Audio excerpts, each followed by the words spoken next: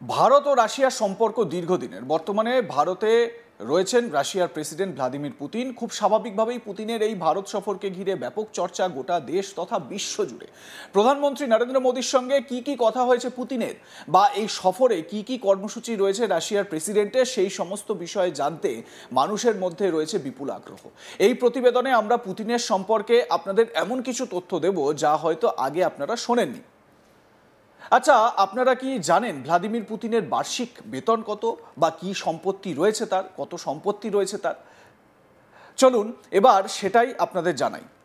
একটি সংবাদ সংস্থার মতে পুতিনের ঘোষিত বার্ষিক বেতন প্রায় $1,40,000, যা ভারতীয় মুদ্রায় 1,25,98,173 বা 1,26,00,000 টাকা।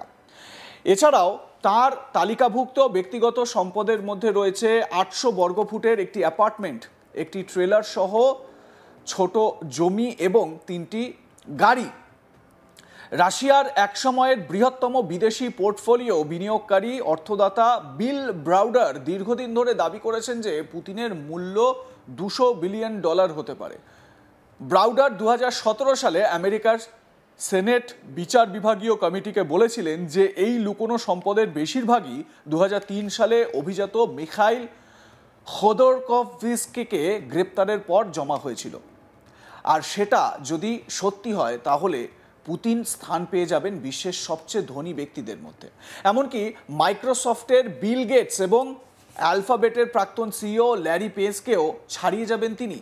যদিও অফিসিয়াল ফাইলিং খুবই কম, প্রায়শই বিলাসবহুল ঘড়ি সহ পুতিনের ছবি দেখা যায়, যা তার ঘোষিত বার্ষিক আয়ের কয়েক গুণ বেশি। উল্লেখ্য, বছরের পর বছর ধরে প্রকাশিত রিপোর্টে পুতিনকে একাধিক বিলাসবহুল বাসস্থান, গাড়ির বহর এবং কয়েক ডজন বিমান ও হেলিকপ্টারের সঙ্গেও যুক্ত করা হয়েছে, যার কোনোটি ক্রেমলিনের রেকর্ডে নেই।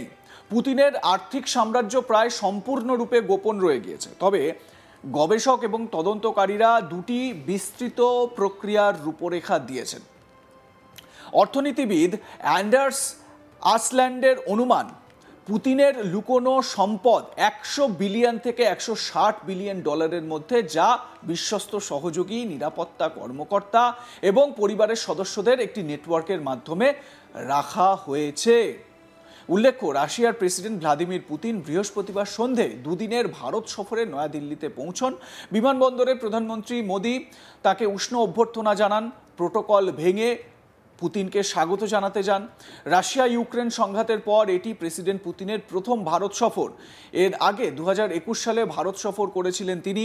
বৃহস্পতিবার কালো স্যুট বুটে পুতিন বিমান থেকে নামতেই প্রোটোকল ভেঙে নরেন্দ্র মোদী তাকে স্বাগত জানাতে বিমানবন্দরে পৌঁছে যান। পুতিনের বিমান অবতরণ করার সঙ্গে সঙ্গেই প্রধানমন্ত্রী মোদী তাঁর সঙ্গে করমর্দন করে কোলাকুলি করেন। পুতিনকে স্বাগত জানাতে পালাম বিমানবন্দরে ঐতিহ্যবাহী নৃত্য পরিবেশন করা হয়। উভয় নেতাই শিল্পীদের প্রশংসা করেন। প্রধানমন্ত্রী মোদী একটি সোশ্যাল মিডিয়া পোস্টে রাশিয়ার প্রেসিডেন্টকে স্বাগত জানিয়ে বলেছেন, আমার বন্ধু প্রেসিডেন্ট পুতিনকে ভারতে স্বাগত জানাতে পেরে আমি আনন্দিত। ভারত রাশিয়ার বন্ধুত্ব কঠিন সময়ের পরীক্ষায় উত্তীর্ণ হয়েছে এবং আমাদের জনগণকে ব্যাপকভাবে উপকৃত করেছে। আপনাদের নিশ্চয়ই মনে আছে, কয়েক মাস আগে মোদী যখন চীনে গিয়েছিলেন এসসিও সামিটে, সেই সময় পুতিন তার নিজের গাড়িতে মোদীকে তুলে নিয়েছিলেন, তারপর 45 মিনিট গল্প করতে করতে গিয়েছিলেন। ঠিক সেই রকমভাবে বৃহস্পতিবার মোদীও উষ্ণ অভ্যর্থনায় ভরিয়ে দেন পুতিনকে। পালাম বিমানবন্দর থেকে দুই নেতা একই গাড়িতে করে প্রধানমন্ত্রী মোদীর সরকারি বাসভবন লোককল্যাণ মার্গে যান। প্রধানমন্ত্রী মোদী তার সোশ্যাল মিডিয়া হ্যান্ডেলে এর ছবিও শেয়ার করেছেন। নিজের গাড়িতেই প্রেসিডেন্ট পুতিনকে সঙ্গে নিয়ে রওনা দেন 7 লোককল্যাণ মার্গের উদ্দেশ্যে। এই গাড়ি কূটনীতি এখন তাৎপর্যপূর্ণ হয়ে উঠেছে সারা বিশ্বে। এসসিও সামিটে পুতিন যখন প্রধানমন্ত্রী মোদীকে তার যে একেবারে বলা যায় চলমান দুর্গ অওরাস সেনেট সেই গাড়িতে তুলে নিয়েছিলেন, সেই লিমুজিনে তুলে নিয়েছিলেন, সেই সময় প্রধানমন্ত্রী মোদীর ওপর তার যে প্রাণনাশের আশঙ্কা, সেই তথ্য শেয়ার করেছিলেন পুতিন তার প্রিয় বন্ধু মোদীকে। এবং প্রধানমন্ত্রী মোদীর জন্য তিনি তার অরাস গাড়িটিকে বেশ কিছুক্ষণ দাঁড় করিয়ে রেখেছিলেন, যখন মোদী আসবেন তার গাড়িতে উঠবেন এবং তাদের মধ্যে কথা হবে।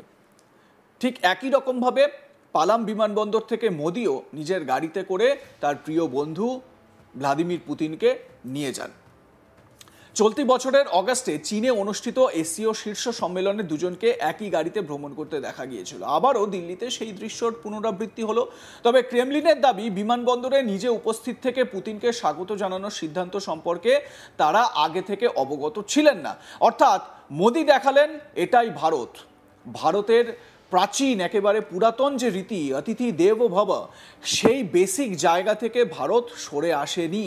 আর যদি অতিথি ভ্লাদিমির পুতিনের মতন এইরকম সব সময়ের বন্ধু হয়, বা অল ওয়েদার ফ্রেন্ড, সব সময় যে পাশে থাকবে বন্ধুর মতন, সেই রকম যদি একজন ব্যক্তি হন, তাহলে তার জন্য তো সব কিছু করা যায়, তাই না?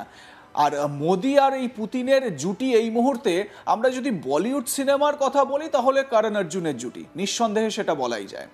এবং স্বাভাবিকভাবে পুতিন, তার যে নিরাপত্তা রক্ষীরা রয়েছেন, তারা যে রয়েছেন, তাদের যে প্রোটোকল রয়েছে, শুধুমাত্র যে প্রধানমন্ত্রী মোদি প্রোটোকল ভেঙেছেন তা নয়, ভ্লাদিমির পুতিন তিনিও নিজের প্রোটোকল ভেঙেছেন নিজের এই প্রিয় বন্ধুর জন্য।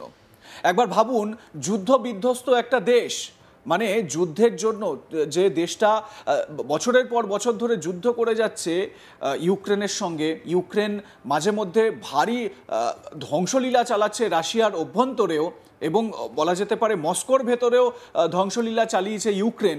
সেই পরিস্থিতিতে যেখানে আমেরিকা সহ ইউরোপের দেশগুলো, পশ্চিমের দেশগুলো রাশিয়ার বিরুদ্ধে দাঁড়িয়েছে, সেই রকম পরিস্থিতিতে ভারত এই রকমভাবে তার পাশে দাঁড়ালো। এবং শুধু পাশে দাঁড়ানোই নয়, ভারত রাশিয়ার থেকে অপরিশোধিত তেল কিনেছে, তাতে করে যে আর্থিক ইনকামটা রাশিয়ার হয়েছে সেটা কিন্তু নিঃসন্দেহে বলার অপেক্ষা রাখে না। রাশিয়ার জন্য এটা একটা বড় অক্সিজেন পাওয়া। কিন্তু ইউরোপের অন্যান্য দেশগুলো কি করেছে? ইউরোপের পশ্চিমের দেশগুলো তারা রাশিয়ার থেকে তেল কিনবে না বলে জানিয়ে দিয়েছে। কিন্তু আশ্চর্য হচ্ছে, ভারত যে তেল কিনেছে, ঘুরপথে ভারতের কাছ থেকে সেই রাশিয়ার তেলই তারা আবার কিনেছে। আর আমেরিকা, যে আমেরিকা রাশিয়ার তেল কেনার জন্য ভারতের ওপর ট্যারিফ চাপিয়েছে, সেই আমেরিকা রাশিয়ার কাছ থেকে ইউরেনিয়াম রিজার্ভ করেছে, ইউরেনিয়াম কিনেছে নিজেদের নিউক্লিয়ার শ্রীবৃদ্ধি বাড়ানোর জন্য।